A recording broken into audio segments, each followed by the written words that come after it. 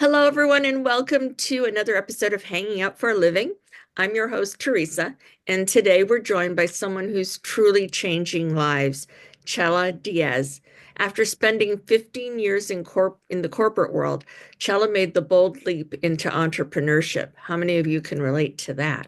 And she did it with a passion for empowering women entrepreneurs to increase their income. She's the creator of the WHP Wealth Power Hour system. And please don't make me say that fast three times. A unique blend of practical business strategy and just the right amount of helping women step into their power, grow their confidence, and align with their true desires. I am so excited that Chella has taken time out of her really busy day and to be with us today, and even more excited to dive into her journey and the magic of her diamond method. Welcome, Chella. Thank you. Thank you. I'm so glad this is recorded because I'm going to transcribe that and carry it with me. You're welcome. So let's dive in. We've got four questions for Chella. So let's start with the first one. So, Chella, your journey is incredibly inspiring. What sparked your transition from corporate life to entrepreneurship? And how did you really discover your passion for empowering women financially? Well, this is going to be totally transparent. So I thought I had that $1 million idea. The Oh, corporate actually had ended, we were closed. So I knew that I did not want to go back to that. And I had been hosting financial literacy workshops for high school students for many years. So I okay. thought, this is it. I can go out and I can teach financial literacy, which I thought was really needed. Yeah. And this is going to be, that didn't quite work out. So this is a lesson in itself, right? Sometimes we think we have that brilliant idea, but then I was invited to do the same workshop for women. Mm. And that's when pivoting to that for women. And then as I was working with women, women were actually making more money after they worked with me.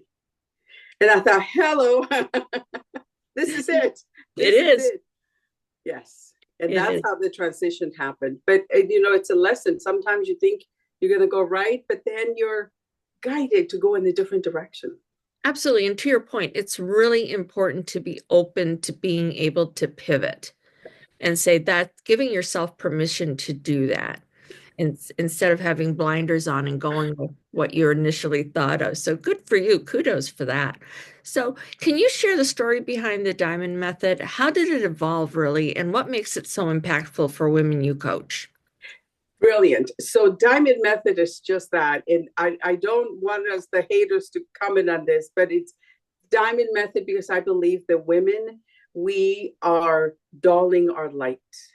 So Diamond Method is taking that rough cut diamond, and I mean that with love and respect, because along the way, we were maybe not liked by somebody, we were criticized by somebody, whatever the case may be. I like to think as the Diamond Method because we were all born as precious stones.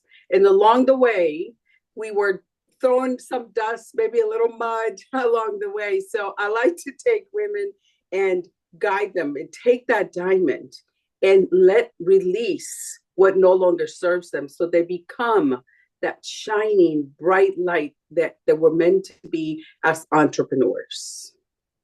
I love that. I absolutely love that. Oh my gosh. Love it, love it, love it. I'm sure our listeners and viewers also, because that's such a great analogy of how you put that together. So thank you for that. So, mindset. It's a big part of success, right? We can agree on that. So, how do you blend strategy and mindset to work to help women overcome money blocks and step into their wealth power? Great question. And, it's about discovering. The first step to any of my clients is identifying and releasing whatever drama. Some people say trauma. I like to think it's a drama, right? Okay. Whatever we experience. And for me, and we all have one, right? I am my best client. My dad, who was a baker, it was really a great with money, but the quote was, you have to work hard, which he did. Hmm. Right, he did physically have to work Sure. hard. So when I went out and I got $500 to go speak somebody. This was many, many years ago.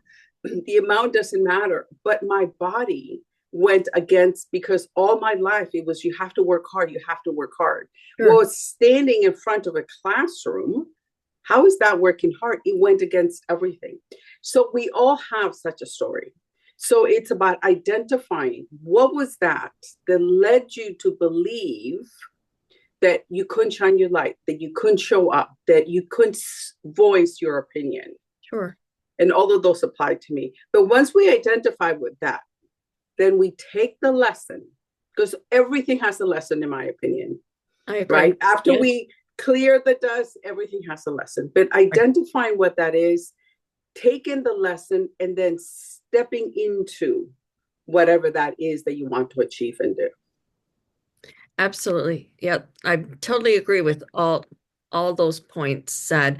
And yeah, there are people have women in particular, I think, not being sexist here or anything, but those money blocks and what we've got, and we don't sometimes even realize it until we have someone like you to help us work through it. And then you're peeling all the layers away, right? And you're just, yeah, it can be very emotional too. I've been there.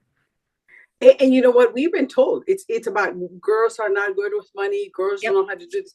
And again, even if you didn't grow up, some people say, "Well, I didn't grow up saying that."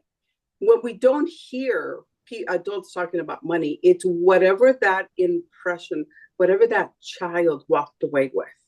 true. That's the other thing, right? So even if there was not talked about, 76% of women, this is a survey taken, 76% of women do not believe they're good with money.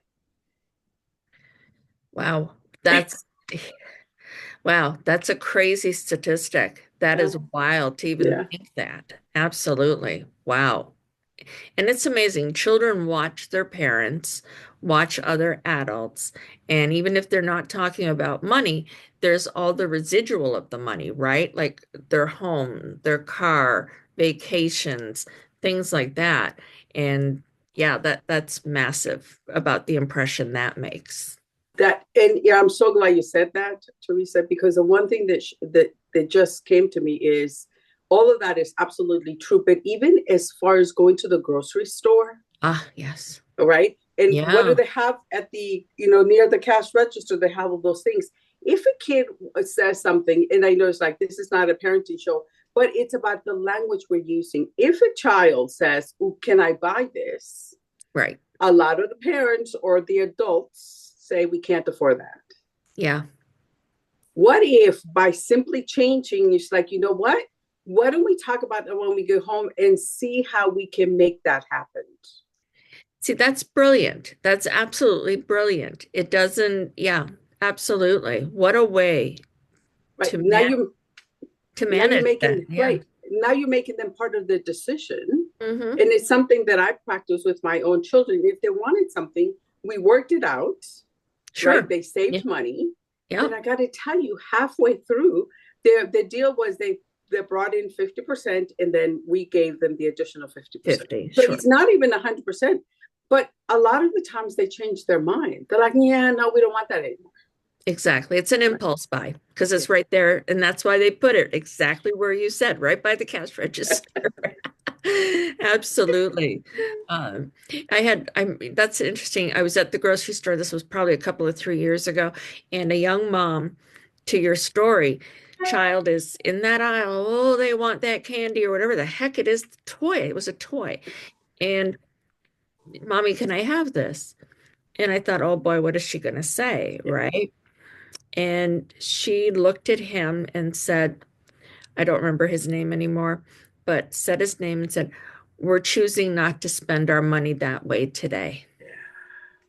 I'm like, whoa, I might have to use that someday. But that, I mean, I thought, wow, what a great way. You didn't say no, Yep. right? You didn't shut the kid down, but you did make the point that we're choosing not to spend our money that way today. Might choose to do it another day, but not today. I love that. And it's all the choice. And getting back to our Exactly. women, right? It's all a choice. Is we Absolutely. choose, it's and we choose to take the actions that are going to get us closer to our financial goals, or we choose not to. It doesn't matter. We're Right. making a choice. Exactly. So it's choose your choice, right? I mean, basically. All right, well, let's move on to our last question. For our viewers who are ready to take control of their financial future, what's like one piece of advice you would offer to start making shifts today? I would say, become aware. Do this for 48 hours, 72 for my overachievers. Okay. I like to give options. Um, for 48 hours, become aware of what you're saying to yourself. Ah, Okay. yeah. Now, totally transparent, Tech and I, we're dating each other. I love that. Okay. Yeah, we're dating, right? So Yeah. sometimes, and I have a call with an IT person later on this week, but sometimes just me becoming aware of the energy that I bring into the table. So, what energy are you bringing when you're reaching out to a client, when you're going to a Sure. networking event, when you're going out to dinner? When you're going out to dinner, are you saying, no, I can't have that? It's too much money. Or, when was the last time you had a self day care? No, no, I can't afford it. So watch what you're saying Yeah. to things. Just watch. We're not judging. Just become aware of that. So for me, it used to be, oh my God, not another tech thing. But now it's like, you know what? I'm being open and I'm going to learn what I need to learn in order to do what I need to do. Period. Bingo. Yeah, you get to learn something new, right? How exciting is that? Yes. So I used to go from tears. There was, anytime I had an IT thing, there was always tears. Now there's no tears and I'm actually learning. So for 48 hours, become aware of what you're Sure. saying. Are you showing up to a networking event?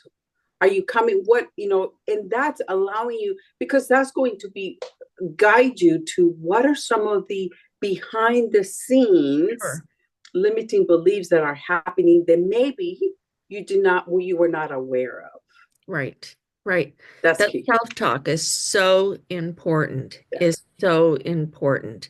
And I think we need to start that with our children when they're young. Because I've experienced it with my eldest granddaughter. She'll say something and it's not very kind to herself. And so when she was here last summer, we reframed those thoughts. So I think we need to start, I mean, obviously with ourselves, and it's never too early to start that, whether it's ourselves or children, and in my case, grandchildren. When you become to do it for yourself, Yeah, people around you are going to pick up on it as well. exactly. Right. So Exactly. yeah, that's I the told magic.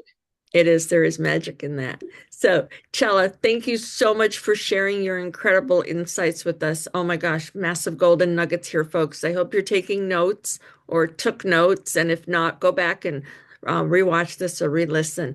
I know, Chella, that our viewers are going to walk away inspired and ready to take action. So, folks, if you want to continue the conversation with Chella, her contact information is right in the description below.